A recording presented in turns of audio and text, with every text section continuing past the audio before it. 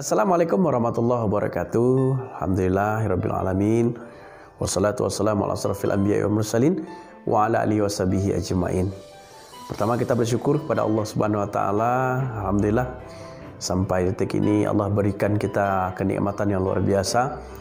Dan salah satu kenikmatan yang Anda rasakan sampai sekarang adalah bisanya bergabung dengan sekolah luar biasa ini insya-Allah, dan tentunya kebahagiaan itu masih meliputi hati kita masing-masing. Dan kita bersyukur kepada Allah atas setiap nikmat yang telah diberikan kepada kita. Dan itu bukan sebuah kebetulan. Bisanya Ananda hadir di sekolah ini bukan sebuah kebetulan.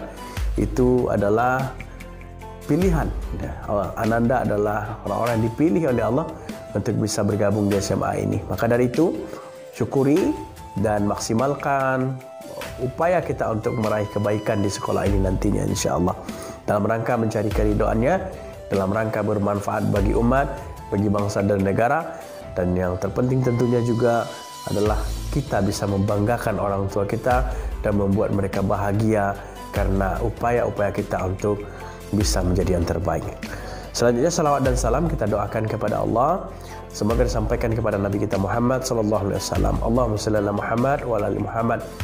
Nabi Muhammad telah mengajarkan kepada kita bagaimana mestinya seorang hamba itu menjadikan setiap detik kehidupannya adalah untuk ketaatan kepada Allah, adalah untuk mencari ridhonya, dan adalah untuk mempersembahkan yang terbaik dalam hidup ini.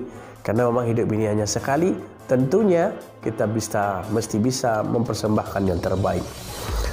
Baik Ananda, yang dimuliakan oleh Allah Subhanahu wa taala, di kesempatan ini kita kembali bertemu bersama Ustaz Satria Asmal SPCHCHT, Koordinator Pembina Asrama SMA 1 Sumatera Barat. Dan Alhamdulillah pada kesempatan ini diamanahkan untuk menyampaikan sebuah tema jalan menuju cinta. Nah, kalau sudah cinta, ini Ananda ini sudah langsung salah tingkah ya.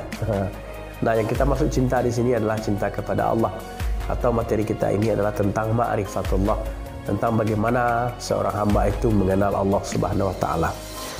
Maka pertama saya ingin sampaikan kepada kita sebuah ayat Al-Qur'an yang membicarakan tentang ma'rifatullah, yaitu surat Muhammad ayat ke-19.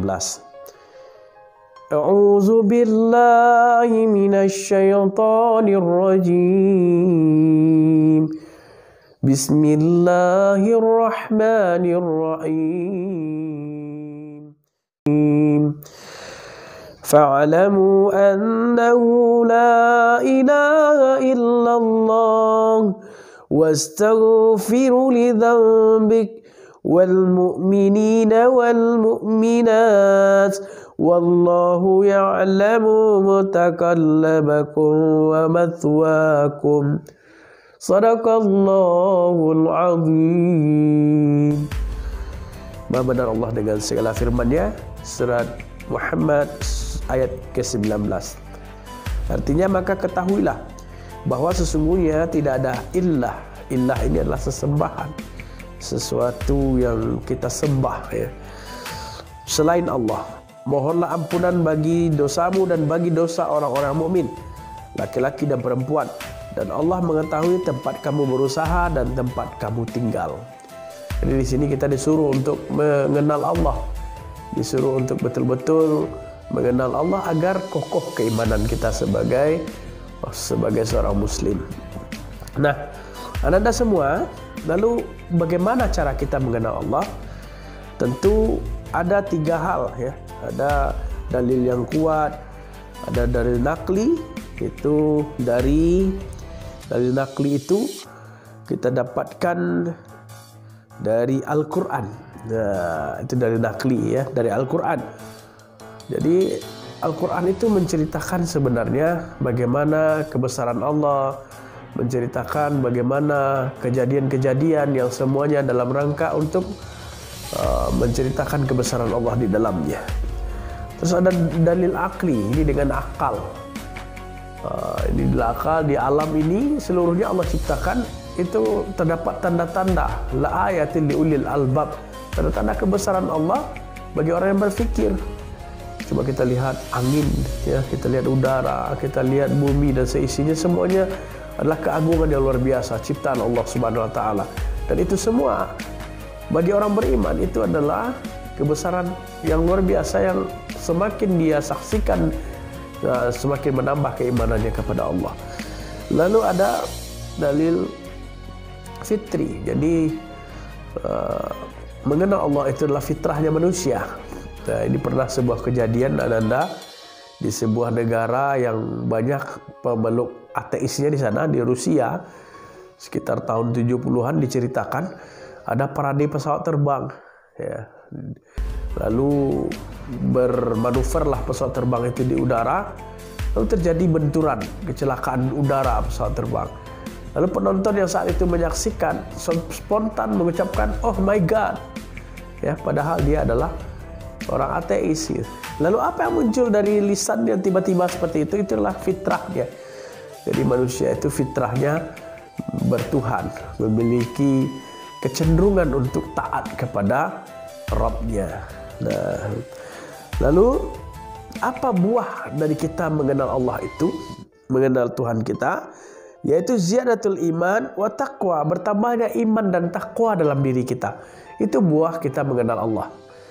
Nah, lalu ketika iman dan takwa itu bertambah, maka ada 5 yang akan kita dapatkan sebagai muslim dari bertambahnya iman dan takwa kita dari mengenal Allah Subhanahu wa taala. Apa saja itu? Yang pertama, ketika seorang mengenal Tuhan, ya, maka dia akan menjadi pribadi yang merdeka. Apa maksudnya? Yaitu pribadi yang tidak diperbudak oleh apapun, karena hanya kepada Allah sajalah dia bergantung dan hanya kepada Allah sajalah dia menyembah. La haula wala quwata illa billahi, la haula wala quwata illa billahi aliyul azim. Iyyaka na'budu wa iyyaka nasta'in. Hanya kepada Allah dia menyembah dan kepada Allah dia minta tolong. Maka orang yang mengenal Allah itu dia tidak diperbudak oleh dunia, karena dia tahu dunia dan seisinya adalah milik Allah Subhanahu wa taala, dan hanya Allah lah yang lebih pantas dari dunia ini untuk dipersembahkan pengabdian terbaik. Dia tidak diperbudak oleh harta, karena dia tahu Allah lah yang melapangkan dan menyempitkan rezeki.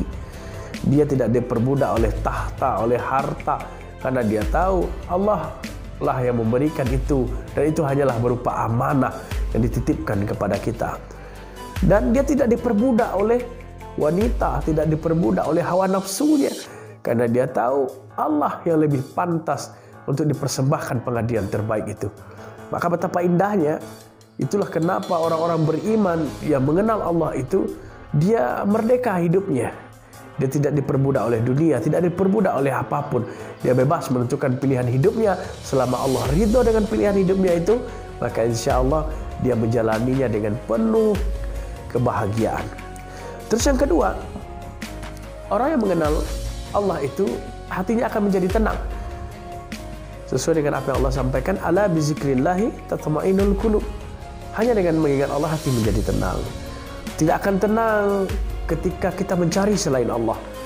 Tidak akan tenang ketika kita berlomba, berusaha untuk mencari selain Allah Subhanahu wa taala. Kalaulah harta itu adalah sesuatu yang membuat manusia tenang, maka tentu Qarun adalah manusia paling tenang di atas bumi ini. Tapi apa yang terjadi? Bukan demikian, justru sebaliknya terjadi pada Qarun. Banyaknya harta lalu menjauh, semakin membuat dia menjauh kepada Allah Subhanahu wa taala. Hartanya tidak menjadi jalan baginya untuk ketaatan, justru sebaliknya. Hartanya menjadikan dia makin jauh dari Allah, makin ingkar dari Allah, makin tidak tenang dia karena banyaknya hartanya yang harus dia jaga, dia hitung. Sehingga untuk mengangkat kunci hartanya saja, Qarun butuh 6 orang yang berbadan kekar, yang kuat. Jadi tidak menjadi buat ketenangan bagi Qarun. Sampai akhirnya Allah murka dan dibenamkanlah Qarun dengan hartanya ke dalam perut bumi. Jadi ketenangan itu bukan pada harta, bukan pada pangkat, bukan pada apapun. Ketenangan itu ada di sisi Allah Subhanahu wa taala. Ketika kita mendekat kepadanya, Allah turunkan ketenangan itu ke dalam hati kita. Lalu berikutnya al-barakah. Allah turunkan berkah bagi orang yang mengenal dia. Minas sama'i wal ard.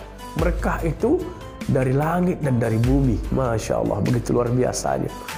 Jadi Anda semua, Kalau kita mengenal Allah, maka keberkahan itu turun kepada kita. Rezeki itu bukan tentang banyaknya, tapi rezeki itu tentang berkahnya. Maka lulusnya Ananda di sekolah ini, di SMA 1 Sumatera Barat ini adalah rezeki yang tidak terkira dari Allah Subhanahu wa taala. Dan agar dia menjadi berkah, jalanilah setiap aktivitas untuk menuntut ilmu di SMA 1 Sumatera Barat ini dalam rangka untuk mencari keridhaan Allah Subhanahu wa taala. Lalu selanjutnya adalah al-hayatut thayyibah. Orang yang mengenal Allah itu hidupnya akan mulia. Karena kemuliaan itu hanya milik Allah. Allah lah yang mengangkat derajat. Allah lah yang memuliakan siapapun yang dikehendakinya, seperti yang Allah sampaikan dalam surah Ali Imran. Dan Allah pula yang akan menghinakan siapapun yang dikehendakinya. Mulianya seseorang itu bukan karena banyaknya hartanya. Mulianya seseorang itu bukan karena kecerdasannya. Kecerdasan ketika tidak mengenal Allah, maka bisa saja kecerdasan itu menjadi jalan keburukan baginya. Sombong dia dengan kecerdasannya, angkuh dia dengan ilmu yang dimilikinya. Tapi ketika dia memiliki Allah, ketika dia dekat dengan Allah, ketika dia mengenal kepada Allah Subhanahu wa taala, justru kecerdasan itu menjadi jalan baginya untuk meraih surga Allah Subhanahu wa taala. Maka itulah kenapa Imam Syafi'i selalu mengingatkan al-adab qabla ilmu. Mulailah kita untuk belajar adab dulu, baru belajar ilmu. Karena kalau ilmu dulu tidak punya adab, maka ilmu itu akan menjadi musibah baginya. Dia tidak akan bisa menghargai orang lain.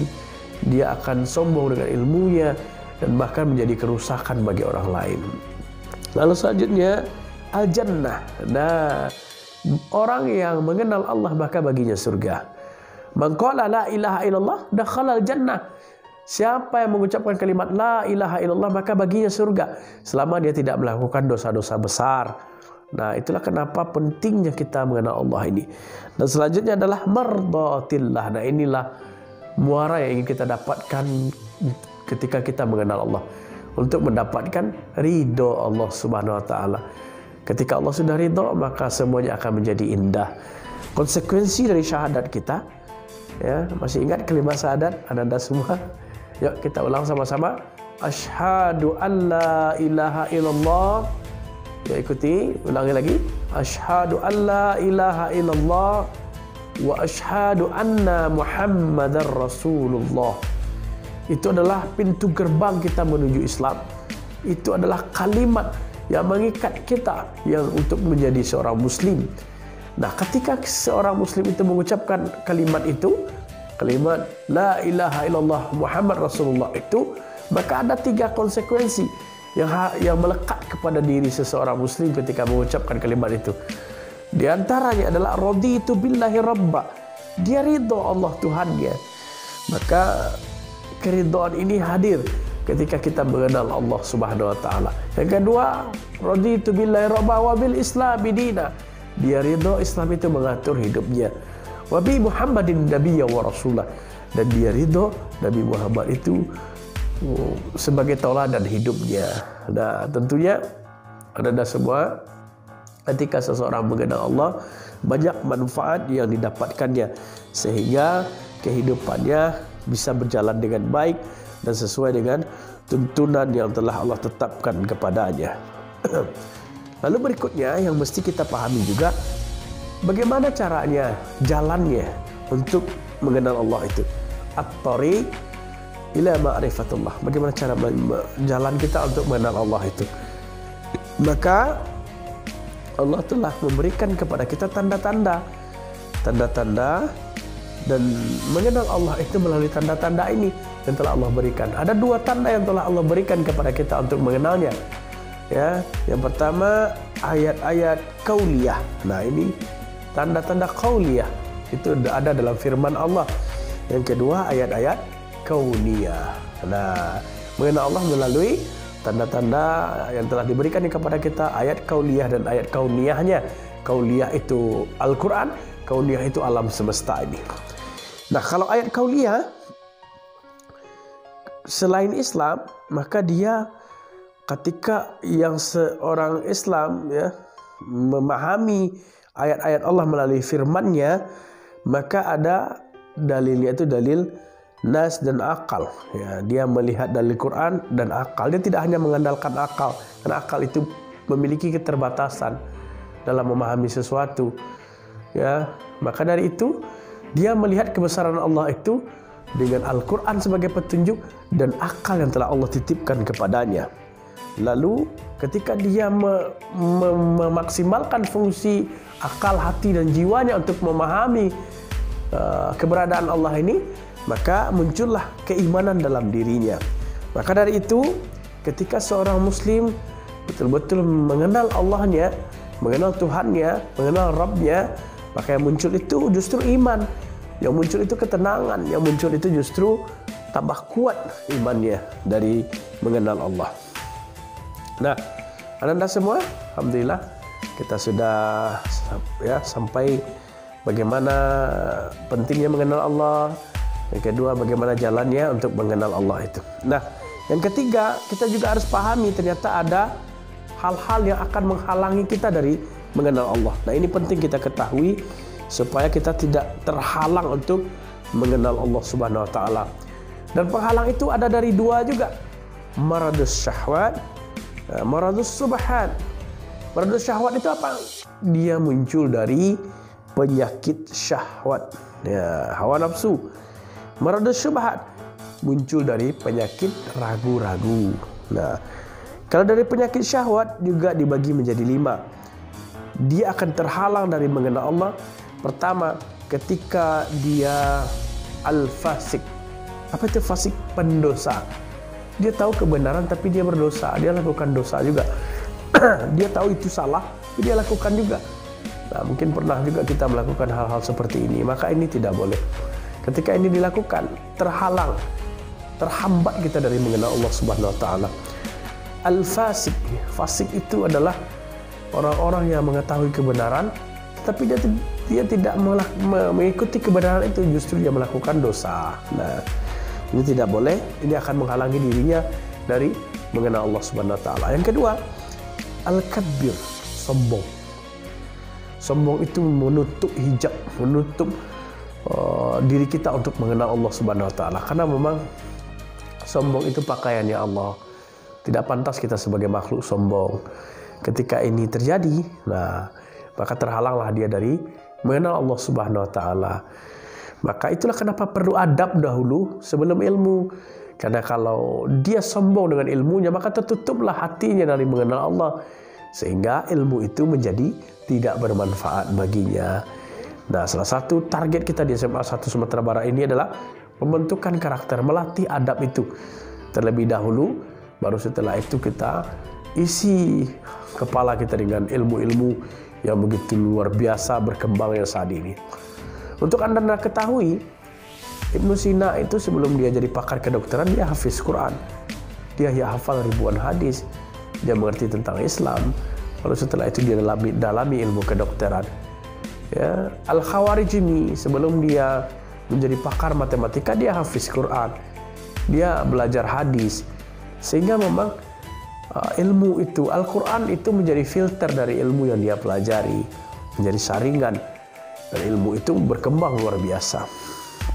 Nah, berikutnya az-zalim. Zalim itu adalah perbuatan yang menganiaya diri sendiri dan orang lain. Ketika itu terjadi, ada pada diri kita, maka kita akan terhalang dari mengenal Allah Subhanahu wa taala. Dan selanjutnya al-kazib, berdusta. Nah, ingat sekali-sekali Anda suka berdusta, ya. Dia akan terhalang kita dari mengenal Allah Subhanahu wa taala. Kadang-kala dalam bercanda pun kita berdusta supaya orang lain tertawa. Ini juga tidak boleh. Jangan sekali-kali karena ingin membuat teman tertawa lalu kita berdusta, mencari-cari cerita, mencari-cari kisah yang sebenarnya tidak ada. Lalu teman kita tertawa, terkekeh-kekeh karena cerita kita, padahal itu tidak benar. Lalu kita juga menikmati kebohongan yang kita bungkus dengan cerita itu. Nah, ini tidak boleh. Bahkan seperti itu betul-betul diperhatikan dalam Islam ini. Supaya apa? Supaya yang lahir dari mulut itu asidik, kebenaran. Yang terhujam dalam hati dan iman dalam hati itulah keimanan. Betul-betul dijaga. Itulah kenapa Islam itu suci, bersih. Ya, itulah kenapa bab fikih itu pertama itu membahas tentang toharoh, bersuci. Sucikan lahir, sucikan batin, lalu baru masuk ke dalam Islam itu secara total. seperti ayat Al-Quran yang mengajak kita untuk menjadi muslim yang kafah. Ya ayyuhalladzina amanu dukhulu fis-silmi kafah wa la tattabi'u khutuwatis syaitan innahu lakum aduwwum mubin. Dan selanjutnya, kasratul maksiyah, terlalu banyak maksiat. Kita beranggapan satu dosa kecil itu biasalah, ya kan? Nah, kita lakukan, Allah itu kelebihan bana loh. Kan kayak gitu kita sering berteman itu. Sehingga dosa-dosa kecil itu menumpuk. Dia akan menjadi dosa besar. Dan itu akan membuat kita terhalang dari mengenal Allah Subhanahu wa taala. Ibarat kaca, kalau kaca itu dari waktu ke waktu kena kabut, terus tiap hari kabut. Jangankan untuk bisa melihat wajah kita, untuk memantulkan cahaya saja dia sudah tidak bisa karena tebalnya kabut. Maka jalannya gimana? Toharoh, bersihkan. Itu juga hati kita tertutup dengan maksiat, karena satu kemaksiatan itu akan membentuk hati kita dengan noda hitam. Tertutup, makin tertutup sehingga tidak lagi kita nyaman mendengar tausiah, tidak lagi nikmat mendengar nasihat, tidak lagi nyaman mendengar bacaan Quran, gelisah, maka ada masalah dengan hati kita. Bahkan Utsman bin Affan mengatakan, kalau ingin kamu tahu bagaimana hatimu berpenyakit atau tidak, lihat bagaimana dia bersama Al-Quran. Kalau dia mudah bosan bersama Quran, berarti ada penyakit di hatinya. Karena orang yang bersih hatinya itu dia tidak akan pernah bosan dengan Quran. Nah, terus maka ketika seseorang itu sombong, pendosa, aniaya, dusta, banyak maksiat, maka yang muncul itu adalah kemurkaan Allah. Nah, itu yang muncul dari penyakit syahwat. Lalu yang menghalangi dari mengenal Allah itu yang kedua itu dari penyakit subhat, ragu-ragu. Nah, ini terbagi 4 ini. Yang pertama jahil, bodoh, Dia tidak berusaha untuk belajar. Dia merasa sudah berilmu, tidak mau menambah ilmunya. Nah, ini akan jadi penghalang dari mengenal Allah. Yang kedua al-irtiyab, ragu-ragu. Jadi kalau ragu kita dengan agama ini, kalau kita tidak total beragama, itu akan menjadi penghalang bagi kita untuk mengenal Allah. Jadi betul-betul lah beragama itu atas dasar keyakinan. Itulah dia iman. Iman itu mencakup 3 hal. Kul bilisan, diucapkan dengan mulut. Tasdikun biqalbi, dibenarkan oleh hati. Al-amalu bil arqan, dilakukan oleh seluruh anggota tubuh kita. Itu yang katakan iman. Salah satu saja tidak ada. Misalnya tidak kita ucapkan dengan lisan, kita benarkan aja, terus kita lakukan. Maka itu tidak ada kekuatan iman di dalamnya. Atau kita ucapkan ada, tapi kita tidak benarkan dengan hati. Nah, ini golongannya adalah orang-orang yang munafik. Dia tidak benarkan dengan hatinya. Atau dia tidak kerjakan. Diucapkan ada, dibenarkan ada, tapi nggak kerjakan. Nah, ini golongan fasik. Nah, maka orang beriman itu ketiga itu harus terintegrasi dalam dirinya. Nah, inilah yang akan mengantarkannya kepada ma'rifatullah, mengantarkan kepada cintanya kepada Allah, kenal dia kepada Allah Subhanahu wa taala. Terus yang ketiga, penyakit subhat ini menyimpang. Nah, orang-orang suka menyimpang dari kebenaran. Mencari nang ganji-ganji kan iku lho. Jadi memang dia tidak betah dengan kebenaran dia.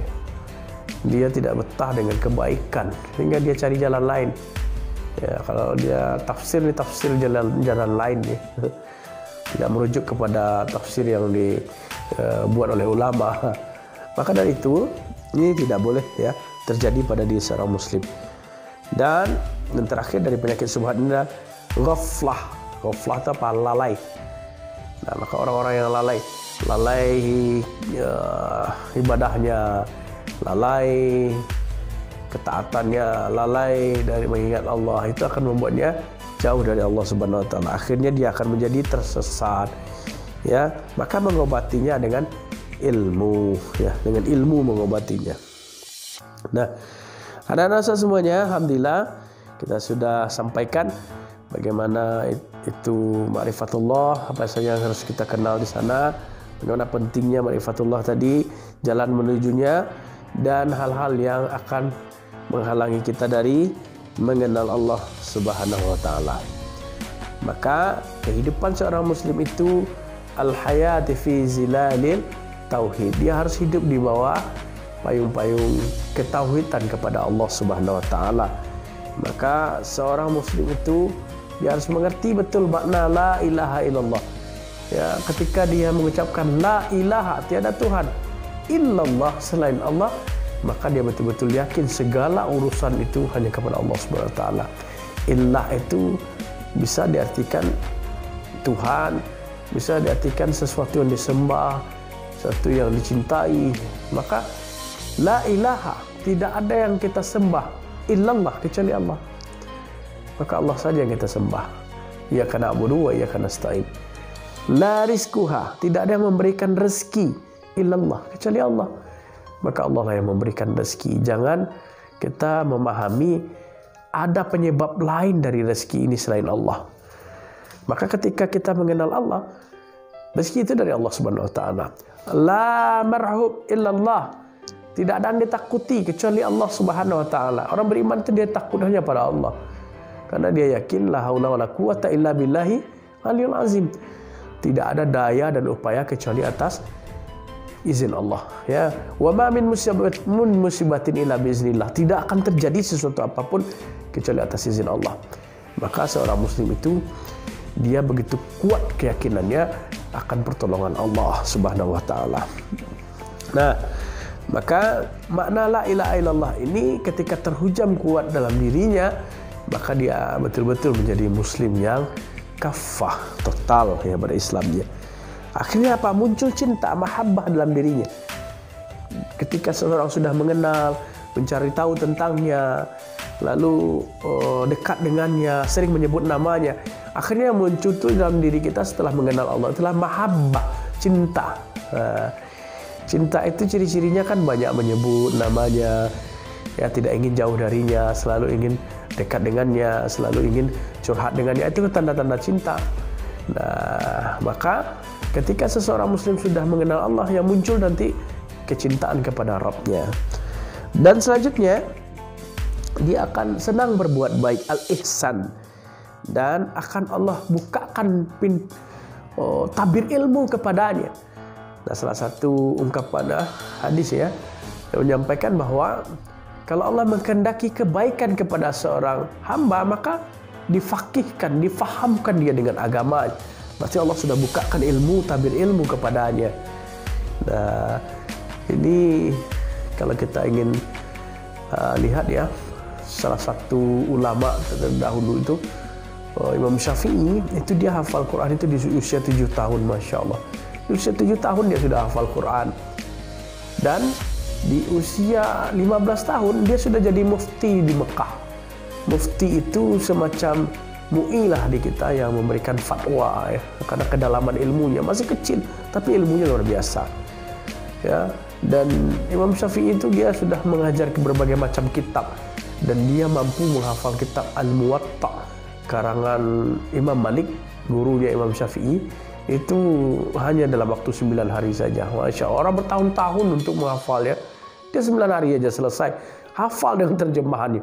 Sampai terkagum-kagum Imam Malik melihat Imam Syafi'i. Nah, begitu dibukakan oleh Allah hijab ya, bukakan oleh Allah pintu ilmu kepadanya, dan benar-benar dijaga oleh Imam Syafi'i. Nah, ada kisah terkenal dengan Imam Syafi'i ini bagaimana adabnya terhadap ilmu. Jadi gini Ananda, gurunya Imam Syafi'i ini Imam Malik. Imam yang kita kenal ada imam mazhab yang kita kenal itu ada 4 ya. Ada Imam Hanafi, ada Imam Maliki, Syafi'i dan Hambali ya. Jadi Imam Syafi'i ini gurunya Imam Malik. Suatu ketika beliau belajar dengan Imam Syafi'i, belajar dengan Imam Malik, belajar kitab. Dan Imam Syafi'i begitu hati-hati dia buka kitabnya. Hati-hati sampai temannya heran. Kenapa Imam Syafi'i ini kok hati-hati sekali lah dia buka kitabnya. Nah, maka ditanya setelah keluar dari majelis ilmu, ditanya sama Imam Syafi'i. Wahai Imam Syafi'i, wahai Syafi'i, kenapa engkau begitu hati-hati sekali membaca kitabmu dan membuka lembaran kitabmu itu? Aku perhatikan engkau tadi ketika belajar. Apa jawaban Imam Syafi'i? aku khawatir ketika aku membolak-balikkan kitabku ini, lalu muncul gangguan, muncul suara yang akan mengganggu guruku dalam menyampaikan. Aku khawatir dia terganggu dari aku membolak-balikkan kitab itu, dari suaranya yang muncul itu terganggu guruku, lalu ilmu itu tidak berkah bagiku. Masya Allah. Begitu Imam Syafi'i menjaga adab dalam menuntut ilmu. Nah, itulah kenapa mungkin ilmu itu kokoh dalam hati jiwanya, dalam kehidupannya. Nah, itulah kenapa mungkin ulama-ulama terdahulu, ilmuwan-ilmuwan Islam terdahulu itu begitu banyaknya, karena dia menjaga adab dalam menuntut ilmu. Ya, dan jarang kita dapati zaman sekarang ini yang memiliki keutamaan seperti beliau. Nah, untuk itu, wahai Ananda semua, maka mari jadikan upaya sungguh-sungguh kita, ya. Kesempatan emas ini Allah titipkan. Dan sekali lagi, lulusnya Ananda di SMA 1 Sumatera Barat ini bukan kebetulan. Itu betul-betul Allah yang memilih. Nah, mudah-mudahan Allah pilihnya Ananda itu adalah agar Allah ingin Ananda menjadi lebih baik lagi, menempa dirinya dan lebih kenal lagi dengan Allah Subhanahu wa taala, sehingga dibukakan tabir ilmu itu kepada kita. Dan kita ingin lahir kembali generasi-generasi luar biasa Tanah Minang, ya, lahir kembali orang-orang cerdas yang memiliki ketaatan dan memiliki akhlak yang mulia. Nah, Anda semua, mungkin itu yang bisa saya sampaikan di kesempatan kali ini. Mudah-mudahan bermanfaat, ya, mudah-mudahan bermanfaat, dan persiapkan dirinya untuk terus dari waktu ke waktu menjadi lebih baik. Siapkan dirinya untuk mempersembahkan yang terbaik, karena memang kuntum khaira ummah, kita ini umat terbaik, ukhrijat linnas, di antara manusia, ta'muruna bil ma'ruf wa tanhauna 'anil munkar wa tu'minuna billah, yang menyuruh kepada kebaikan, mencegah kepada kemungkaran, dan beriman kepada Allah. Maka kalau Allah katakan kita itu adalah umat terbaik, maka kita harus belajar dengan cara terbaik, menempa diri kita dengan cara terbaik, dan mengenal Allah, ya, supaya kita mendapatkan kehidupan yang terbaik. Allah suruh kita, kehidupan terbaik itu adalah untuk meraih kehidupan yang baik, yang berkualitas, yaitu bahkan diajarkan sebuah doa agar kita dapatkan kebaikan dunia dan akhirat. Rabbana atina fid dunya hasanah wa fil akhirati hasanah wa qina azabannar. Nah, kita semua hafal doanya, dan setiap selesai salat atau ketika akan berdoa, doa ini tidak tinggal sama kita.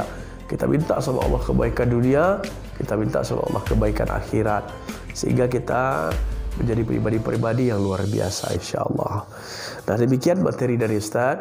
Mudah-mudahan bermanfaat, terutama bagi Ustaz menyampaikan, dan Anda yang mendengarkan semuanya dimanapun berada. Dan mudah-mudahan ini menjadi bekal terbaik kita untuk nanti berada di SMA 1 Sumatera Barat. Dan insyaAllah mengenal Allah ini juga bekal terbaik kita nanti untuk ketika kita sudah kembali kepada Allah Subhanahu wa taala. Maka kita berdoa kepada Allah ketika Allah izinkan kita untuk hidup di atas dunia ini, untuk beramal kepadanya, untuk mencari ladang amal, untuk memperbaiki diri. Mudah-mudahan Allah izinkan pula kita nanti dimasukkan ke surganya dan mendapatkan ridha Allah Subhanahu wa taala. Demikian saja Anda. Minta maaf dari Ustaz. Assalamualaikum warahmatullahi wabarakatuh.